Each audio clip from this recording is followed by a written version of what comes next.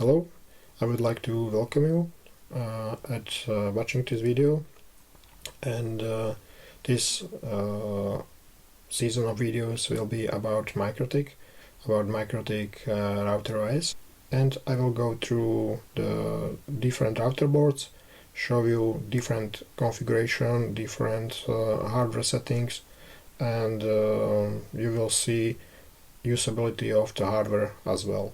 In these learning videos, I will go through the functionality and I will go through different hardware. Next few words I will tell about myself. I would like to introduce myself. So my name is Krug.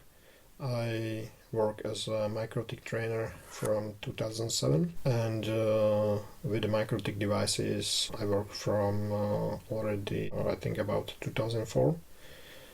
When we started a small ISP project in our area. I have quite a good experience with internet providing. When we practically moved into the MikroTik devices, there was a need for education of our technicians, and so I decided to starting a MikroTik Academy.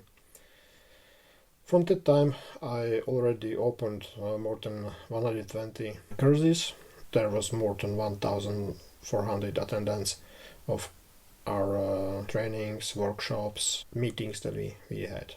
My last success is creating 10 MikroTik academies in Slovakia for middle schools, which will help really expand MikroTik knowledge into the different type of users. Because when the young people get out from the school, they don't know about technologies because they teach them into school about old stuff, or it's not really actual learning materials. So this is why I am creating these videos, and most of them they will be used in MikroTik academies in Slovakia or in other countries as well. If you wish to be a part of MikroTik Academy, quite easy, just contact me and I will go with you through the process and help you set up MikroTik Academy at your school without problem. Few words about MikroTik. As you maybe already know, it is a Latvian company. It is based in Riga, and MikroTik was established in 1996. And the first product, or the main product, was a software router OS. It is software which has a functionality of routing, and my idea was to have a firewall shaper and this kind of functionality. But as you can see right now, there is lots of different applications. And the first release of the router OS, public release, was in 1997. And because one of the owners from MikroTik is a hardware engineer, they decided to move into the hardware platform as well. And it was starting in 2002 when the first router board was released. Made big difference in ISP world. It was RB 532. This router just started the evolution and revolution of the ISP in our countries, because cost and effectivity and usability of the device was really high. Right now, MikroTik has more than 100 products, are in different combination of ports and functionality. Well, you can choose your own idea which you want to have. For example, 9 Ethernet ports, gigabit ports, fiber, Wi-Fi. And the usage for the routers is really wide. From end user, small APs on the desks, wireless clients, up to enterprise, where there is a cloud core router with a 72 core CPU for really high-end applications.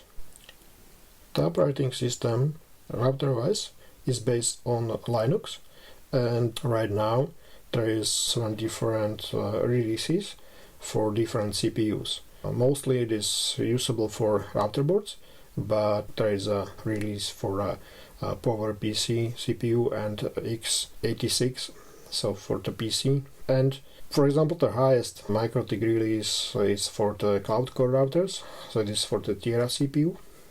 Then there is a most used MIPS BE, which is for the RB433, for example, or RB951, which is widely used in homes. There is a switch application, a cloud router switch, SMIPS, for a home AP, which I will show a little bit later. And new applications or the new platform application for Xeon CPUs, for dual CPU servers. It's based on platform x86. MikroTik has a licensing system from 0 to 6, which allows you to have different functionality. For example, license L3 has only client, wireless client functionality, and L4, license 4, has access point functionality. So all small devices which you do have on the desk, and it is a small access point, it needs to have at least L4 functionality and license. The highest is L6, which has no limitation of, for example, tunnels or functionality of wireless also. So something about router OS functionality that I think you would like to know. So first thing, it is a router. It is based on Linux, so it will be a router in any case. Next functionality is bridge. Bridging allows you to join or bound some Ethernet ports or virtual ports together to creating a one bridge, and join some networks together, join different devices. It is enhanced functionality with a rapid spanning tree protocol, which will not allow you to create the loops, for example, and so on. Next functionality is shaper. It is based on HTB. It's really a really precise system for queuing and creating shaping for users and group of users and so on. Firewall has lots of functionalities, starting with a packet filter for your firewall rules. Then there is a NAT for translation, Mangle for marking packets. Then you will find out that it's really usable with the address list, IP address list functionality, where you can create a list of users, subnets, whatever, dynamical list as well. Wireless is widely used, especially in ISP segment, where they are using MikroTik devices as access points, and MikroTik has a small and quite cost-effective device for a client as well. It's a ZXT, which we will see it in a little bit later, and they like it because of the functionality. MikroTik offers a really cost-effective solution, and we support wide area of protocols, starting with 802.11b and G. Then there is 802.11a, 5 GHz, 811n with 5 GHz and 2.4 as well, and the new protocol 802.11ac for a really high speed wireless connections. Next functionality is proxy. Mostly used is web proxy and DNS. The good about MikroTik is that it can be really true, transparent for the customer. MikroTik offers to the user free Radius server with web-based management, which you can use for authentication of your clients with combination with the hotspot, which is quite easy to set up. In MikroTik, you just need to have a running router, and you will hit a setup in hotspot menu, which will go through the configuration of the hotspot, and after you will finish, you will get a easy working captive portal. There is, for example, functionalities like payment gateways. You can have SMS messages built into MikroTik as well if you install 3G modem. And there's lots of other functionalities as well. I can mention dynamical routing, MPLS, multicast. For sure, there's a IPv6, which is starting to be usable already, and secured SSTP or OpenVPN. We have a IPsec, which is compatible with a Cisco as well. And for bridging, we have our own RSTP protocol, but there is a implementation of mesh, which is HVMP plus. And there's lots of another functionality, and we will go through them in another videos. About the router board. So we moved to the hardware finally, and I would like to introduce you or show you two interesting devices, which you will use, I think, one router in your home and another router as a client for incoming internet, for example, or so. So, first device, it's HP Lite, which is really perfect for your home. It's small device with built-in antennas, with built-in wireless access point, and it has 4 Ethernet ports, as you can see. First port is for incoming internet. It's a 1 port, and another 3 ports are for connection of, for example, your computers or so. It has built-in firewall, so there is a default configuration. You don't need to set up nothing. You will just need to connect cables into this router, and you will have working local network in a second. It has one new feature, and it is powered by 5 volts, so it's really responsible to the environment. You don't need any another power supply for this router. You just need for USB cable with micro USB port on another side, and it will be powered up with your computer, for example, when you started the computer. Just imagine that you have a 10 watts of power, which is consumed by your devices in idle on your desk, and in 4 or 5 years it will be a really big problem for environment. So this device is even saving your money and saving environment as well. The default configuration, default IP, is 192.168.88.1. It is a default IP address of the device, and there is a DHCP server set on the LAN. So when you connect the computer, you will get the IP address, and you can connect directly to the device with a configuration tool, or you can use internet if you wish to, right by the way. Okay, next device is outdoor client. It is MikroTik RBS60. As you can see, it is like small box with one Ethernet port and built-in antenna. It's 5 GHz. Mostly these devices are with level 3 license, so there are only clients. This one especially, it's with a level 4 because it is 802.11 AC. It's a high-end model of MikroTik SXTs.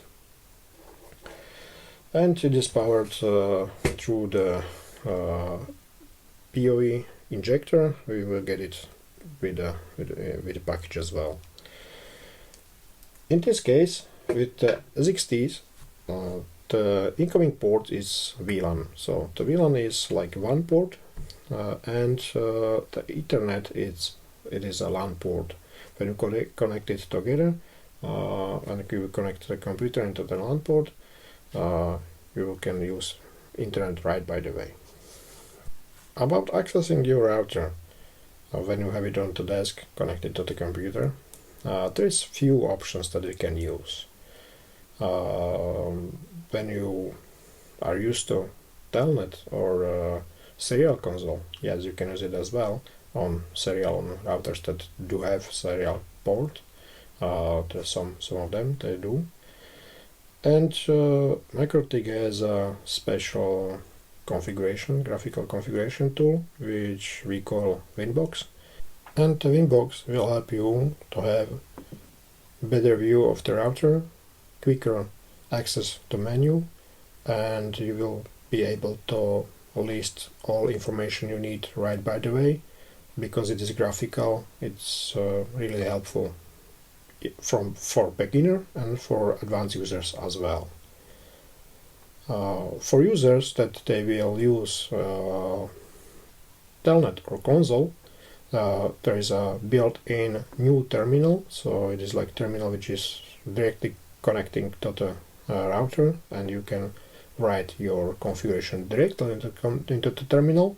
Then there is a web graphical interface right now, which we call Webbox.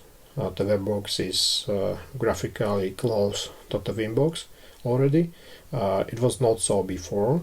It's like only in the last, I think, 1.5 to 2 years that we got a Webbox which is really usable, and you can use, for example, tablet for configuration, which is perfect for installation which they are outside. When you don't have computer with you, you can configure the router with a phone, for example. It's quite easy to right now to do it. And there is a management, SNMP management, that it's free from the MikroTik. We call it the Dude. It will help you to maintain information about your network, to see all running routers. There is a email functionality, logging, so you have some graphs that you can see. Really nice program, and it's free from MikroTik. One insider information: MikroTik is already working on something new, but still it is not released to the public, so there will be a new management, I think, and I hope it will be released till end of the year. Next, I do have here some security notes, some advices, some rules that you should obey if you would like to have a secured connection and secure communication with your router. And the first rule is to change default user and password. As you know, maybe already, if you don't, so the default name is admin and without password. It's not really secured. Even in the default configuration, there is a firewall on incoming port on 1, but still it is not usable. So please change your administrator, create a new user with a password should be quite safe. Please do not use user admin with the password root. It's not usable at all. Next, you have to change the password if you wish to have it in high security level from time to time, so it's a good advice to do it. As I mentioned before, the most used MikroTik management tool is a Winbox, and there is some ways how to keep the Winbox communication with your router secured. First thing, you need to know that there is a security package installed into the router and it is enabled. By default, it is there, it is installed and it is enabled, so you don't have to install it by the hand, but it's better to check it if you wish to have it really secured. Then there is a checkbox in a Winbox application which you can enable to have secure communication between your PC and router, and then the communication will be encrypted. For those people who prefer terminal screen, I suggest that you don't use standard telnet, but you should use security shell SSH. And there is lots of tools, for example PuTTY, which we use a lot, and even there is options to have a certificate to log in to the router, so you don't have to even use name and password. For the FTP, for the file transfer, there is a same rule applied, so you should have enabled secured package in the router, and you can use secured client, for example WinSSCP, which is creating a secure connection between your PC and the router. Lots of questions I got about the Winbox. The Winbox has different approaches to connecting to the router. As you can see, if you open the Winbox, there is three dots, which will allow you to scan through the area, through your local area, and it will show you two columns. First is MAC address and the second is IP address. If you click on the MAC address, you will use L2 communication, which is able to be done only in the local network, but you don't need to have set any IP addresses on the router.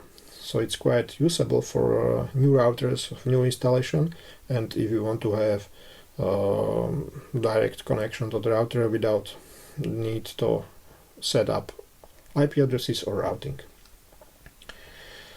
The IP address and IP communication is based on a level 3 of OSI model, so you need to have IP address set right, and you have to have routes set right on the router and on the PC as well.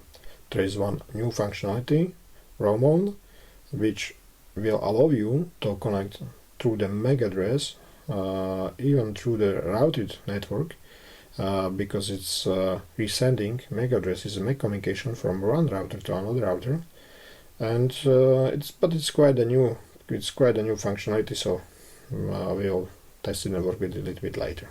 So to close the security issues and everything, you have to know about ports which are open on your router, and mostly by the default there are port for Winbox, FTP, SSH, Telnet, and webfig, so the port 80.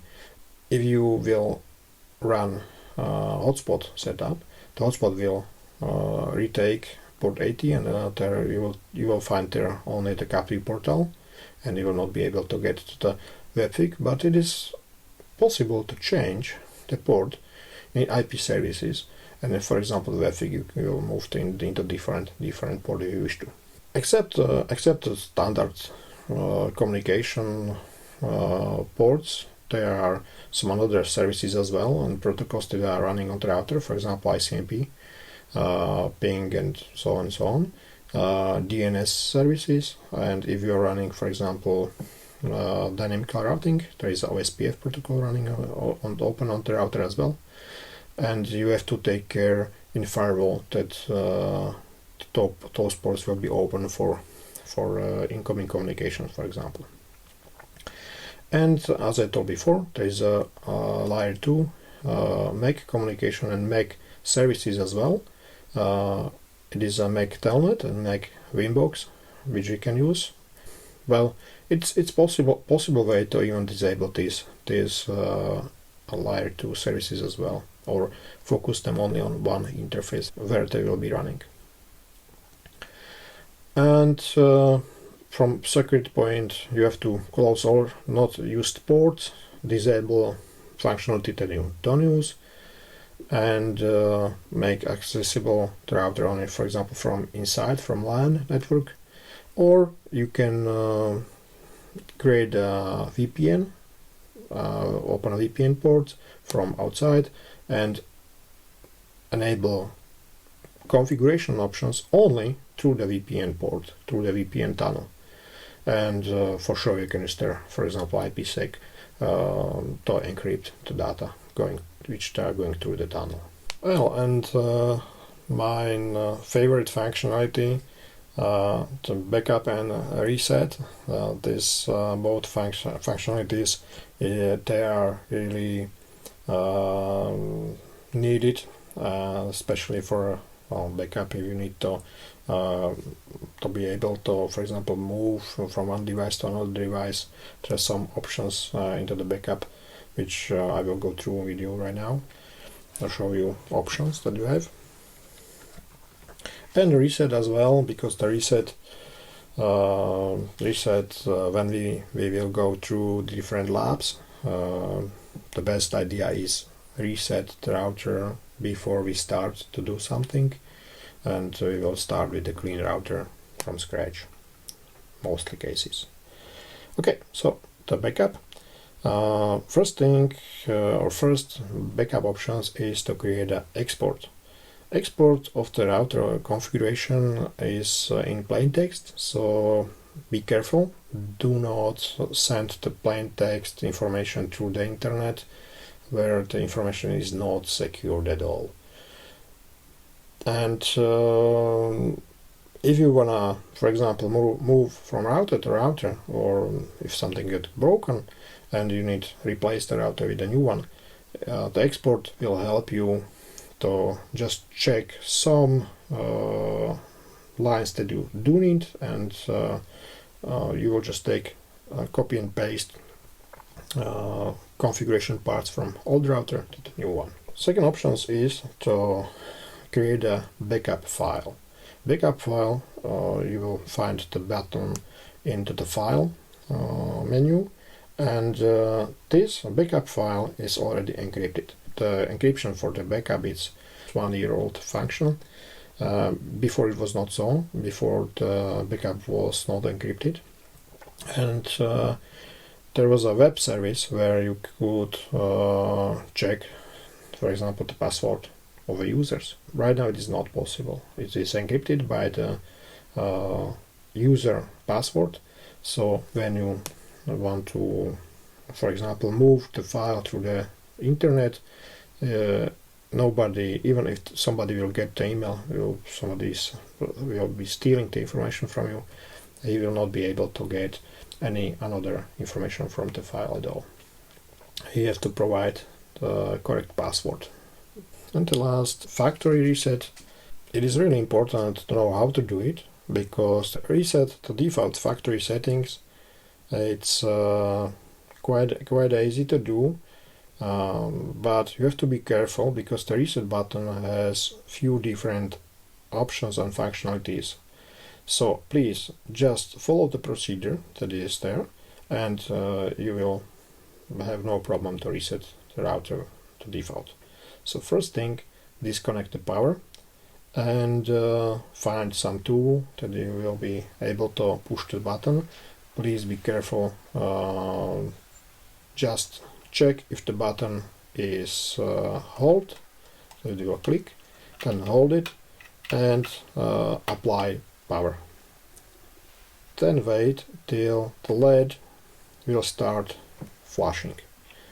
Then just release the button and wait till router will reboot, and then you can just connect your cables and the router will be in plain factory default. As I told you before, the router button has different functions. For example, you can reload new BIOS if, for example, if you do upgrade and old BIOS or something will happen. For example, the electricity will run out or something, some blackout, and it will damage the BIOS. You can reload it because the routers, they have a dual BIOS.